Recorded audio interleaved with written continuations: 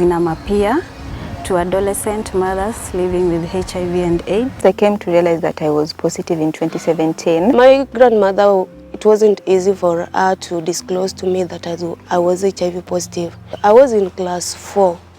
I came to realize when I was age of 10.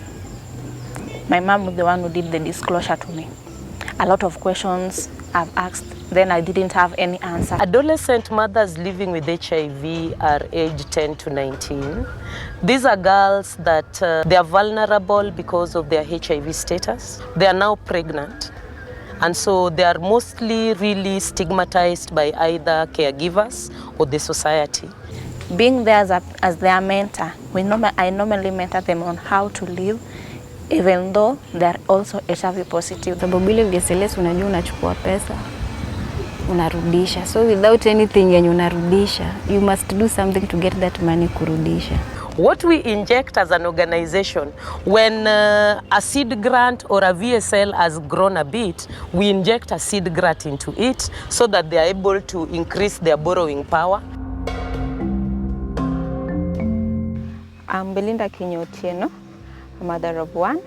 I work with MyMail as a program assistant supporting Suba North and a program called Positive Actions for Rights and Dignity, which supports adolescent mothers living with HIV. My name is Brenda Togo. I'm working for Mildmay International Kenya as a senior program officer. My name is Lidevera Awur Onyango. I work with Mildmay as a program assistant under the program Positive Action for Rights and Dignity. The PARD project, where we work with adolescent mothers living with HIV. We are looking, it's a holistic looking at them not to get a second baby, also looking at supporting them to have get economic support, and of course just to ensure that they also have quality in life in regards to HIV. My name is Quintarine Obiero. I'm 23 years. I'm a CAT at Suba Sub-District Hospital, that is in Sindo. Being a CAT is a community adolescent treatment support, as in I'm a peer to adolescent mothers living with HIV and AIDS. Naitwa Sophia Mina. Mimi ni CAT. We mentor young adolescent mothers like me through their lives, and also basically their pregnancy they're dealing with as the CAT as well. Adolescent mothers living with HIV are aged 10 to 19. These are girls that, 1, they are vulnerable because of their HIV status. 2, they are now pregnant. And so they are mostly really stigmatized by either caregivers or the society. Psychologically, they are stressed. Because 1, you'll find, we realized in the program that a lot of them resort to marriage when they are frustrated in places where they work, or they go for marriage to survive. First, I came to realize that I was positive in 2017, May 12th, and it wasn't easy. They had to pull through because I realized that I had a lot to focus on. First, a self-stigma, and letting my mom know about my status was the main challenge, because I'd always hear conversations about those who are negatives, and they weren't good conversations. They were negative conversations. So hearing of a daughter being positive, yes, I knew it would stress her. Yes, and in our family, actually, I'm the only one who is positive. I'm the only one who is on care. I gave her the news after 3 months, I think 3 or 4 months, after she found the medication bottles in the toilet. So she came and asked who must have thrown them inside the toilet. And I lied that it was a neighbor who was also sharing our toilet. But later I realized that I had to let myself free and tell her what's going on. So I waited until she went to Nairobi actually. So I called her and told her that I'd gone for a test, a HIV test, and it turned out positive. She hung up kwanza. Then she later called me after she had talked to a friend who maybe had given us some clues on, because the friend had a sister who was also on care, but unfortunately she passed on. So maybe the friend talked to her and told her the journey, and she later called me and talked to me. To know that I was now HIV positive, I came to realize when I was age of 10. My mom was the one who did the disclosure to me. A lot of questions I've asked, then I didn't have any answer to know why am I taking those drugs. My mom came open and then told me the reason why. I didn't feel that bad that I'm now HIV positive, because because of my mom, she has been encouraging me. Even though I was taking all the drugs, I should not feel that I'm now unwanted, even though in the family. So I've been maintaining all the drugs. Then when I joined high school, it was a bit challenge for me, because I went now in a boarding school. Me being there in a boarding school was also the peer pressure, and also bad adherence started to rise in, because I was not now taking good care of my medication, because maybe I was now feeling like I don't want anyone to see it that I'm taking them. I went down, my viral load depressed. I started to rise up with the high VLs. Then I got myself into our matron, which I normally thank God that she understands very well about HIV. She called me, told me everything on how I should live with HIV while back home or in school. Because back home, when I was in home, I could adhere very well. But when I'm in school, I couldn't manage to take my drugs, because I was now looking, I don't have that safety to take it. Every people are everywhere. So she told me everything on how she, and also I managed. My VL started to suppress bit by bit.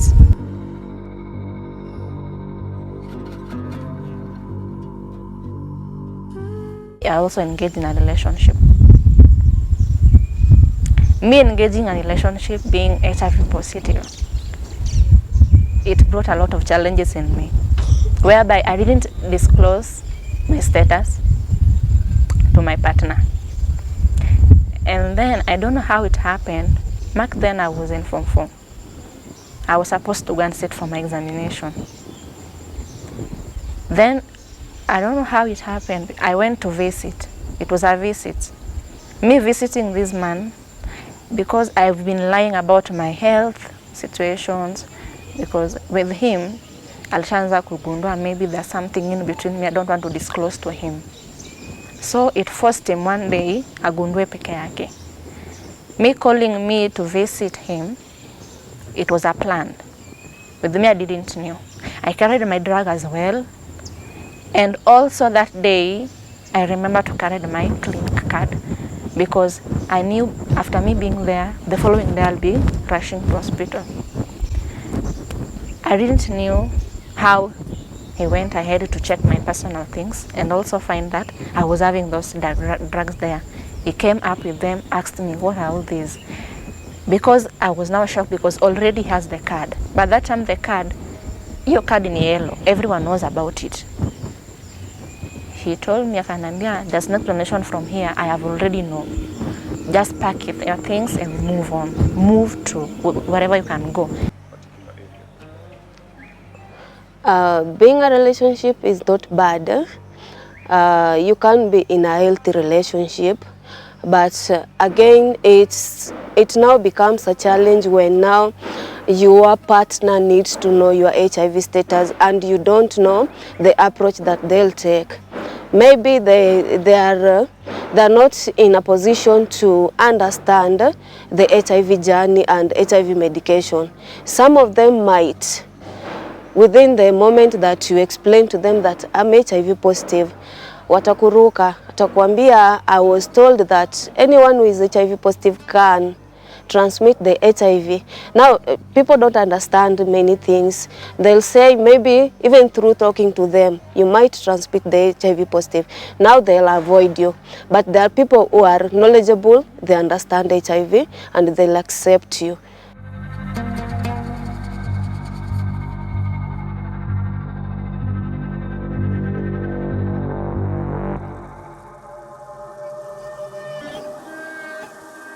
As a child who lived with a grandmother, I was diagnosed in the year 2006 when I was sick off and on.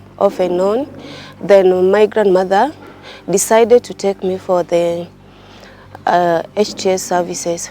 When I was taken for the HTS services, it turned out to be positive for HIV. My grandmother, it wasn't easy for her to disclose to me that I was HIV positive. So instead, she told me that I'm asthmatic and I have to visit the facility on a monthly basis, and I'll be given medication to take during that period. So it went on. I was in class 4. Then when I reached class 6, we were being taught, in science, we were being taught HIV and AIDS. Then it came out that HIV is a killer disease, and those who test HIV positive must live their whole life taking the medication. They explained how the medications were in a bottle. They might have colors, different colors. You might take 2 or 3 depending on your line of HIV. So I became curious. The next time we went for my clinic, I had to ask my grandmother, tell me the truth, why am I having an inhaler and some other medications, and the other ones that are in a bottle and they are bigger than the other ones? That is the day that I don't know whether she was also planning to tell the adherence counselor to support her in the disclosure. On that day, I was disclosed to that I'm HIV positive, and I'll have to take my medication throughout my whole life for a healthy life. I think taking a medication, if you don't know what it is all about or what the medication is for, is easier than when you're being told now there is a medication for this type of illness. At that point, I started defaulting. I completed my class 7. My class 8, I had to board. The candidates were boarding. I carried the medication to impress my grandmother, but at the school I wasn't taking the medications. So when I completed my class 8, I was lucky to be called in a girls' school, which is a boarding school. At that point, Aluta continues. I never took my medication. I went for my TCAs, yes. I would ask for permission to go for my TCAs, but keep the medications. I called myself, I was the KEMSA. I had all the medication that they may need to give people. Yeah, so it wasn't easy at that point.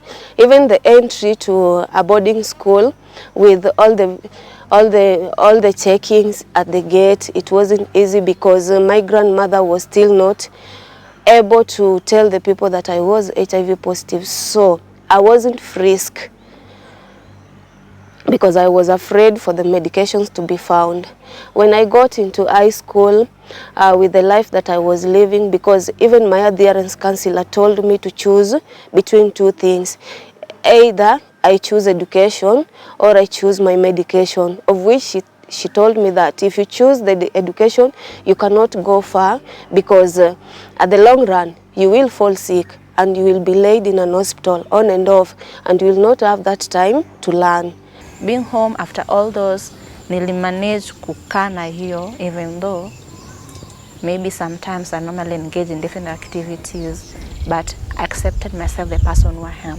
And also Mildmay ICT, encourage sana. They've normally took us into a lot of trainings whereby we normally discuss about it. So nikajangalia nikasema kumbe I'm not alone in this.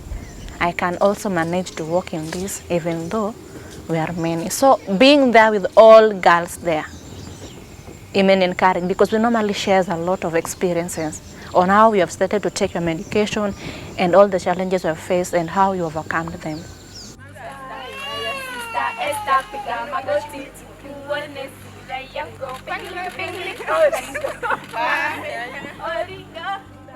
Transitioning is not an easy journey. It needs a very powerful person and you must understand yourself. You must understand the people around you. Not everyone will accept you being HIV positive. Not everyone understands the HIV journey and the HIV medication. So it wasn't an easy journey for me. When you are a child, it seems like someone else is taking your medication on your behalf, because you must be reminded for your TCAs, you must be reminded when your medication time has reached. So like my grandmother took it like when I defaulted, she begged me and told me that please just take the medication for me. But now if you are growing up, it's upon you to be disciplined to yourself, to be self-reliance on and to be disciplined on the time management for the medication. And being an adolescent too, this is where, besides you being HIV positive and only your relatives or close relatives know your HIV status, you are growing. You are meeting men. This is where you're meeting men. This is where you are transitioning from high school to college. You are meeting people, new people that maybe you will need to disclose your HIV status to them. But if you are not ready and you don't know how to approach this, it might be a challenge. I wanted my baby to be HIV free, and I also wanted to love this baby because I didn't want to have the regrets. So I ensured that I didn't miss any PCR appointments because I wanted to know how the results were going to come out. So I had to make sure that the nevirapine syrups that I was given in the hospital, I give to her. But before that, I also made sure that I, as her mother, I take my medication without missing any of them or missing any appointment.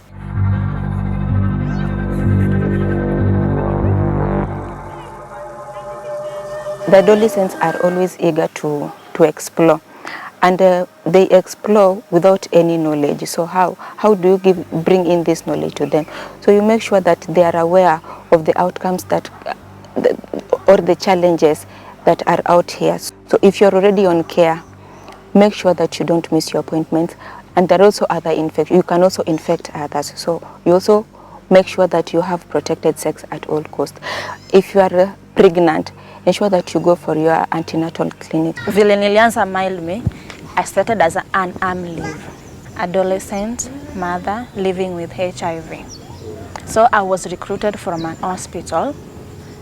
Through being an AMLHIV, I was taken a lot in trainings, whereby they also recruit me from AMLHIV to a CAT, a community adolescent treatment supporter, whereby they now bring me back to the community where I can also help the peer mothers like me.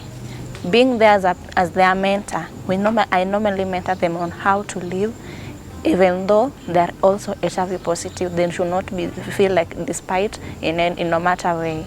And also to remind them, even though they got pregnant at unwanted age which they didn't want, also never to feel obligated about it. Under the program Positive Action for Rights and Dignity, CATS, it is an abbreviation of Community Adolescent Treatment Supporters, are volunteers within our program to support us in the close follow-ups for their peers who are the AMLHIVs, adolescent mothers living with HIV. Besides the follow-ups they do as home visits, where they go door to door to their peers. They discuss their various challenges with the experiences they have. Those with babies, they do follow-ups for the babies if they have completed or they are up to date with their immunizations and the PCR uptakes and what are the outcomes for the PCRs.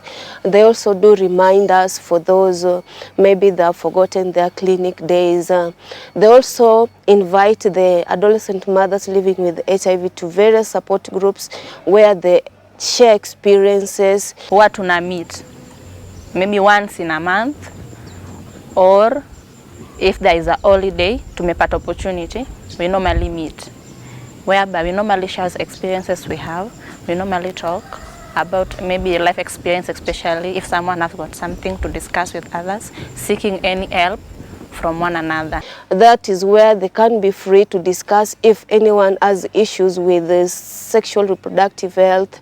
They can discuss all those, and the CATs can give them referrals to where they can access the services, so that we are into preventing other recurring pregnancies from the one that existed, so that at least those who are still going to school can continue with the schools. Those who gave birth when they were still young can at least we give them time, so that at least they have another baby, the second baby, if now they are ready to have that baby. Girls, they normally have a lot of challenges. One, maybe violence issues, maybe with their partners they have. They normally come and then disclose their violence issue. Maybe one of them has experienced that violation.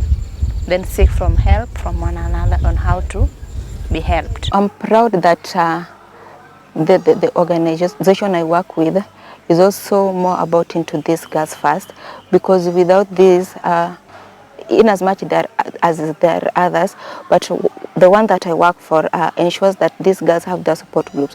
And during these support groups, the ladies have so much to talk about. As they share they also share their experiences. So these experiences also make others learn, and through that they also spread the news to others. What we have done is looked at their peers, brought them together, taken them for trainings, ensured that they have basic counseling skills, ensured that they know how to conduct home visits, ensured that they know what PMTCT or elimination of mother-to-child transmission is, and also ensured that they are supporting the girls with the home visits, and they're also able to, support them psychologically when they are stressed.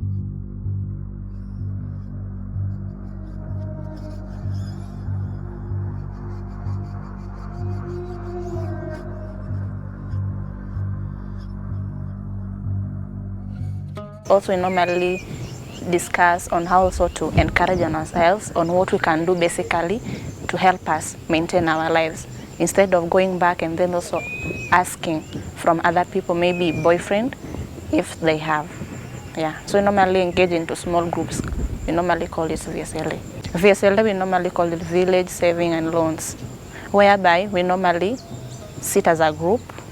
We bring money, especially we normally have a standard which you can start with, and then thereby we normally tukisha changa yo pesa, if someone has got a need maybe back home, she will borrow it. After borrowing it, she's going to put it into a business, whereby that business her knows that very well itamletea faida, and also to repay the loan she was already inquired back then. Ladies that have also they've also learned a lot through the household visits, because when you go there, we don't just go and sit and maybe kunywe chai and then it's done. We also talk about things that can change their lives. How can they make their lives useful? Maybe entrepreneurships, maybe the VSLAs, maybe something that can make them productive within the community. VSLA, it has helped me as well, to help my mom. By the time I started at VSLA, my mom was having a high alikuwa na hospital bills. Because through also my help, I started also to chip in also to help to pay that hospital bill, whereby hiyo tu kwanza kutoka kwa hiyo kwa biashara. Nilichukua hiyo pesa ya biashara, the savings I have, because nilikuwa na save in the mind that I was saving this to help my mom to pay that bill.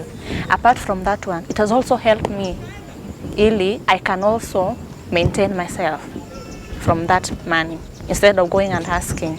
And also it has helped me, maybe if there's something I can help my AMLHIV. We normally have got AMLHIV. Those are the peer mothers who are to mentor. We are mentoring. There's a lady who came and asked for a request if I can help. Because I have got my savings somewhere in VSLA as well, in my biashara, nilisema I can take something from my biashara and also help someone. So it has really helped a lot.